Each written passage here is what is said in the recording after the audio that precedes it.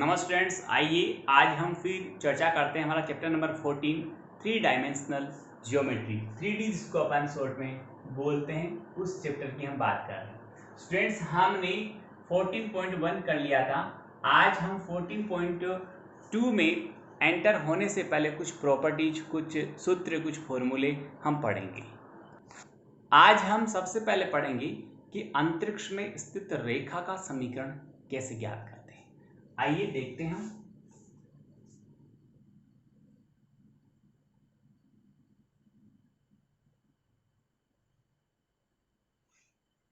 मान लीजिए अंतरिक्ष में एक रेखा पहले से गिवन है, उसको वेक्टर बी से डिनोट मैंने किया है। यहां पर एक बिंदु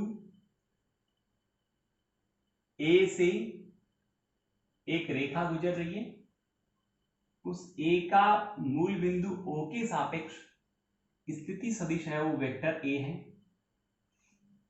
इस रेखा जिसको मैंने एल नाम दिया है, इस रेखा पर एक मैंने अन्य बिंदु की कल्पना की, उसको मैंने पी नाम दिया, और पी का पोजीशन वेक्टर वेक्टर आर से मैंने लिखा है, और इसकी डायरेक्शन यू है और यू है। ये दोनों समांतर है। कौन? ये रेखा एल इस सदिश बी के समांतर है। हमें इस रेखा जो एल है, इसका समीकरण, कार्तीय और रेखिक दोनों समीकरण, सदिश समीकरण दोनों ज्ञात करने। आइए मैं क्या करता हूं, मैं यहां पर त्रिभुज नियम अप्लाई करता हूं।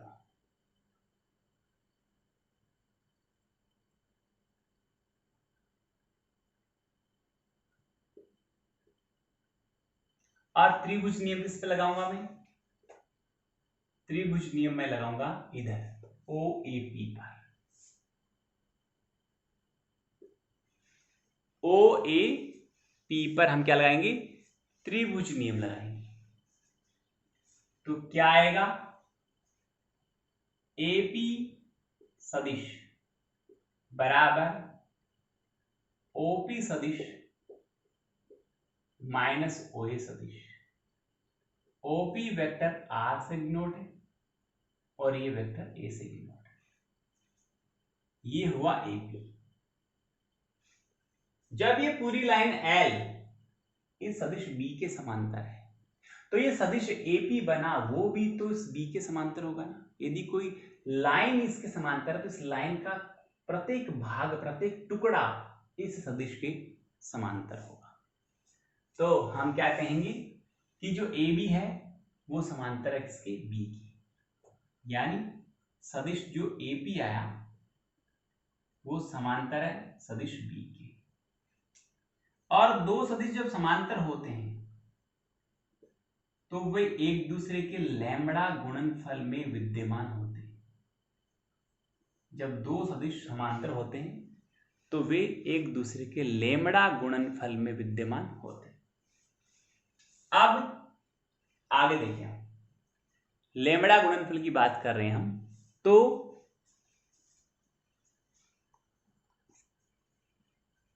एपी का मान था vector r minus vector a, और इधर लैम्बडा वेक्टर बी ऑलरेडी पड़ा था। वेक्टर आर पता करना है तो ए उधर चला जाएगा, वेक्टर ए प्लस लैम्बडा बी, ये हो गया रेखा एल का सदिश समीकरण। रेखा जो हमने बनाई है एल, उसका सदिश समीकरण है।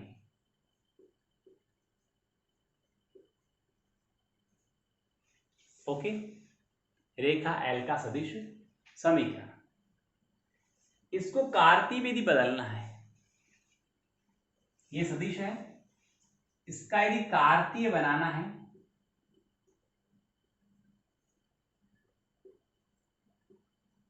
तो क्या करेंगे? देखो, हम सदिशों को लिखते हैं क्या?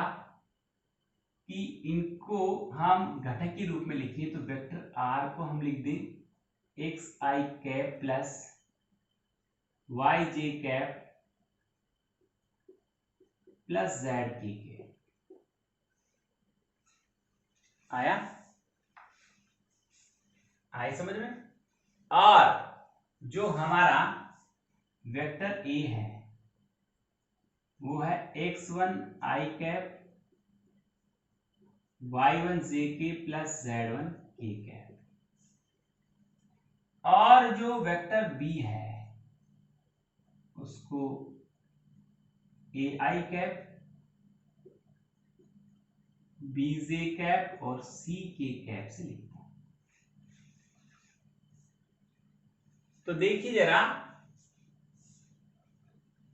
मैं यहां एक्सप्लेन करता हूं इस पार्ट को कि वेक्टर आर, इससे यदि मैं लैम्बडा का वैल्यू फाइंड आउट करूं, यहीं से देख लो, तो 20 के भाग में चला जाएगा किसके, vector r minus vector a और बटा वेक्टर बी बराबर किसका वैल्यू आ गया, ये लैम्बडा का वैल्यू आ गया।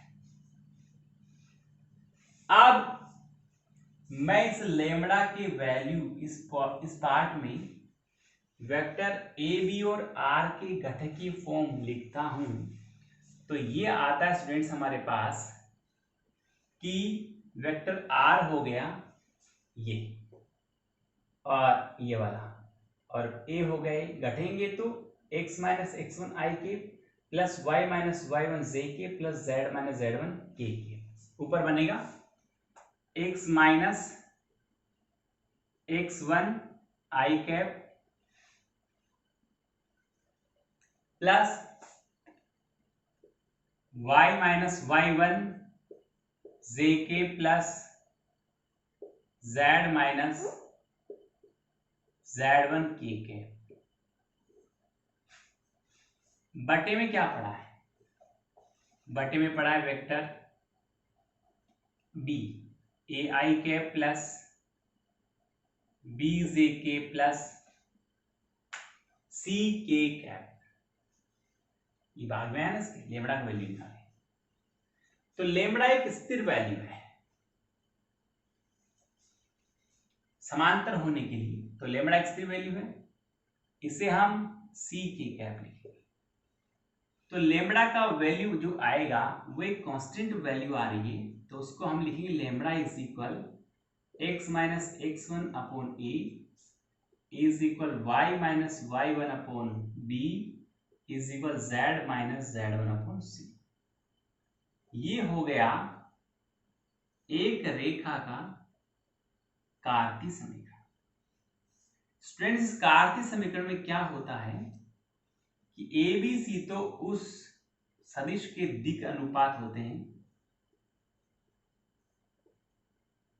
जिसके समांतर वो रेखा जा रही है, x1 y1 और z1 उस बिंदु के निर्देशांक होते हैं जिस बिंदु से रेखा जा रही है, और x y z का वैल्यू नहीं रखा जाता, वो एक अज्ञात बिंदु r की दिक् अनुपात होते हैं। ये था स्टूडेंट्स हमारा अंतरिक्ष में स्थित किसी रेखा का सदिश और कार्तीय समीकरण।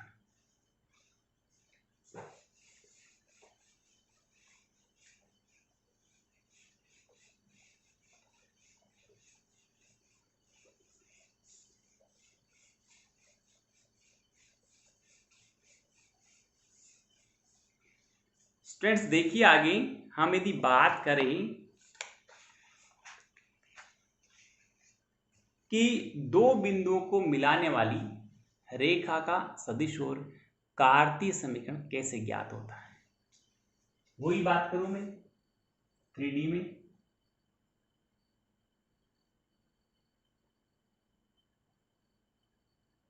ये OX है, ये OY है और ये OZ है।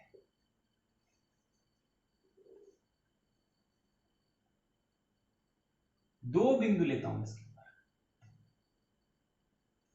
दो बिंदु से गुजरने वाली रेखा का सदिश और कार्तीय समीकरण हमें चाहिए। थोड़ा सा दूर ले लेता हूं।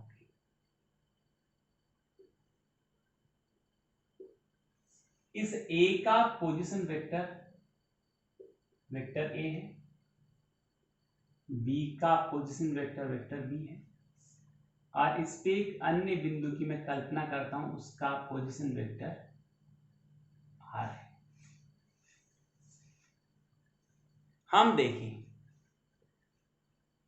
तो ए बी एक रेखा पर स्थित दो बिंदु है, पर यहां बीच में पी लिया तो इसके दो भाग भी बन गए, एक तो एपी बन गया और एक ए बी बन गया। एक तो एपी बन गया और एक ए बी बन गया। देखिए ये चित्र मैंने समझा दिया, इसकी जो स्क्रिप्ट है वो इसी तरह लिखनी है कि एक रेखा के ऊपर दो बिंदु ए और बी इस प्रकार स्थित है कि ए का स्थिति सदिश वेक्टर ए और बी का स्थिति सदिश वेक्टर बी है। इनके मध्य में एक अन्य बिंदु की कल्पना की पी, जिसका स्थिति सदिश वेक्टर आर है। आप कहेंगे यहां से काम स्टार्ट होता है कि चूंकि एपी समांतर है, सदिश बोल दो जी, एपी समांतर है एबी की, क्योंकि समांतर या संरेख होने का एक ही प्रतिबंध है कि एपी बराबर लेमड़ा एबी लिखा जाएगा। ओके, आपको अच्छी तरह पता है एपी कैसे आएगा।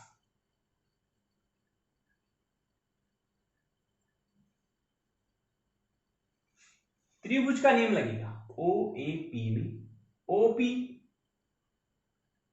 माइनस ओ ए बराबर ए, यानी ओपी माइनस ओ ए बराबर ए पी। लैम्बडा ब्रेसिस ये कैसे आएगा, ओबी माइनस ओ ए। ओपी को हमने वेक्टर आर से लिखा है, ओ ए को हमने वेक्टर ए से लिखा है, लैम्बडा पड़ा है। ओबी को हमने वेक्टर बी से लिखा है, ओ ए को हमने वेक्टर ए से लिखा है। अब यहां से वेक्टर ए का ट्रांसफर कर देंगे तो बन जाएगा vector A plus lambda vector B minus vector a. ये दो बिंदुओं से गुजरने वाली जिनका स्थिति सदिश वेक्टर ए और वेक्टर बी होता है का ये सदिश समीकरण है। कौन सा समीकरण है? सदिश समीकरण है। और इस सदिश समीकरण में स्टूडेंट्स क्या है कि वेक्टर आर बराबर वेक्टर ए plus lambda vector B minus ए।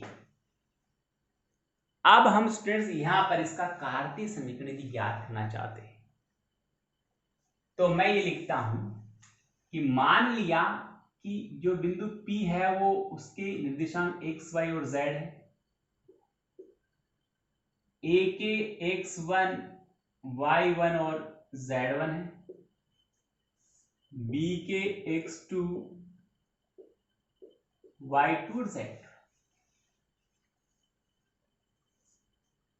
तो जो R है वेक्टर R होगा xik plus yjk plus zkk। Vector A होगा x1ik plus x1ik plus y1jk plus z1kk, और ये x2ik plus y2jk plus z2kk। अब यहां लाकर इनको मैं रखता हूं, मैं इसी स्थिति की बात करता हूं, इस स्थिति की बात करता हूं और इसको नीचे लाके लिखता हूं। तो R में से A घटेगा तो देखिए क्या आएगा, यह आएगा x minus x1 i cap plus y minus y1 z cap plus z minus z1 k cap. ये तो बन गया ये वाला बराबर लेमड़ा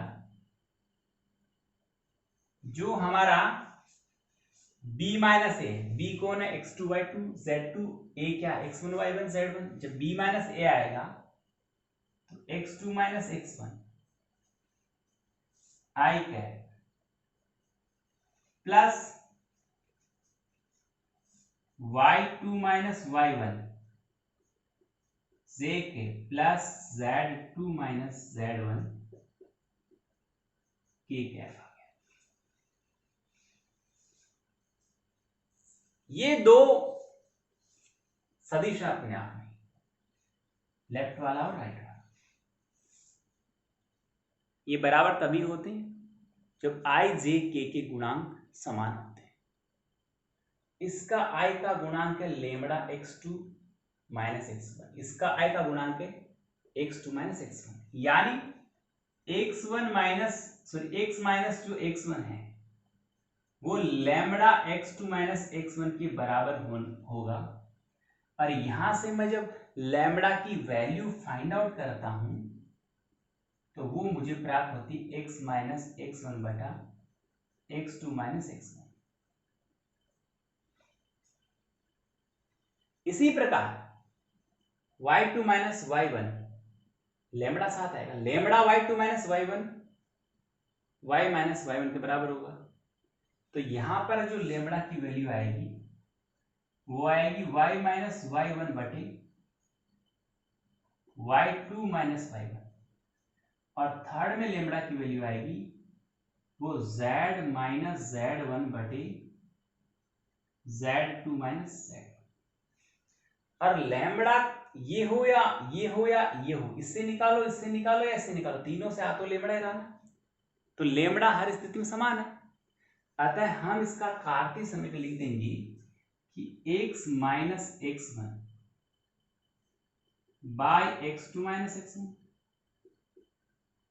y माइनस y1 बटे y2 माइनस y1 और z माइनस z1 बटे z2 माइनस z। ये होता है दो बिंदुओं से गुजरने वाली रेखा का कार्तीय, और ये तो रहा हमारा सदिश समीकरण, और ये रहा कार्तीय, कार्टेशियन फॉर्म बोलते हैं। ये वेक्टर फॉर्म है और ये कार्टेशियन फॉर्म है। स्टूडेंट्स, ये हुआ हमारे पास आज के दो डेरिवेशन। अब मैं आगे बढ़ता हूं, कुछ एग्जाम्पल हैं उनकी बात करते हैं।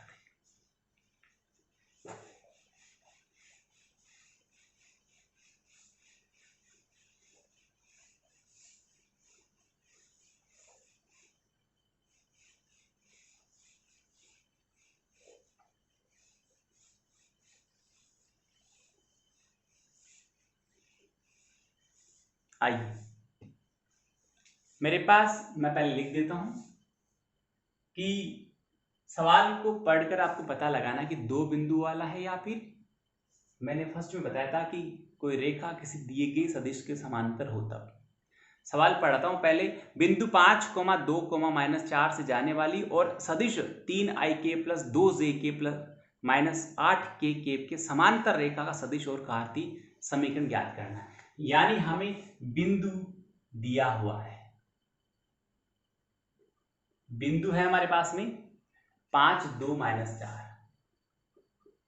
5, 2, -4, और सदिश जिसे हम b कहते हैं वो हमें गिवन है 3i plus 2j minus 8k। Okay, तो किसी सदिश के समांतर, इस सदिश के समांतर जाने वाली, ठीक है, रेखा का हमें पहले सदिश समीकरण चाहिए।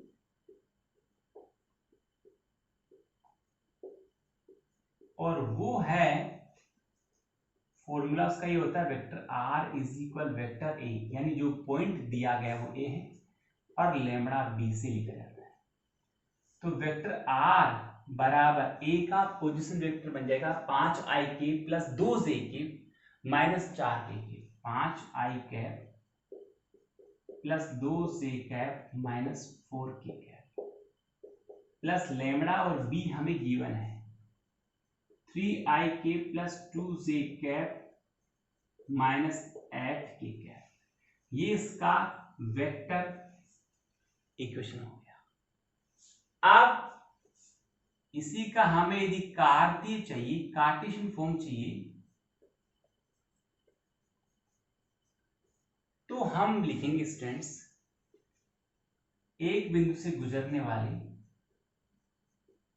रेखा का कार्तीय समीकरण x माइनस x1 अपॉन ए बराबर y minus y1 upon b और z minus z1 upon c होता है, जहां x1 y1 z1 उस बिंदु के निर्देशांक है जहां से वो रेखा गुजर रही है, और ए बी सी उस सदिश के दिक अनुपात है जिसके समांतर गुजर रही है। दिक अनुपात हो गया 3 2 -8।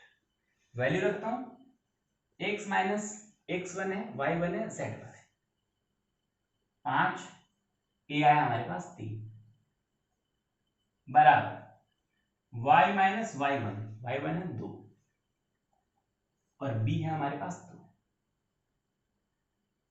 बराबर z माइनस z1 माइनस का 4 है, यहां सूत्र भी माइनस का प्लस का 4 हो गया, और बटे c का वैल्यू माइनस के 8।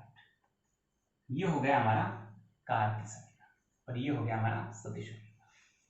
किसी बिंदु से गुजरने वाली और दिए गए सदिश के समांतर रेखा का कार्तीय समीकरण x माइनस x1 बराबर y अपॉन ए बराबर y minus y1 upon B बराबर z minus z1 upon C, और सदिश होता है वेक्टर r बराबर vector a plus lambda B. Students बहुत ही अच्छा चैप्टर है, बहुत ही बढ़िया चैप्टर है, अच्छी तरह मेहनत करें, पढ़ाई करें, होमवर्क जरूर करें और अच्छी तरह से ध्यान रखें इस बात का आप कि ये जो अब जितने भी सूत्र मैं आपको एक्सप्लेन करूंगा, जितनी भी डेरिवेशन आपको एक्सप्लेन करूंगा, उनको ढंग से समझना है, देखना, तैयार करना है, क्योंकि जब तक ये सूत्र आपको अच्छी तरह से पता नहीं है या सवाल पढ़ते आप आइडेंटिफाई नहीं कर पाते कौन सा सूत्र अप्लाई होगा, तो आप सवाल का जवाब ठीक से नहीं दे पाएंगे। बहुत बहुत धन्यवाद।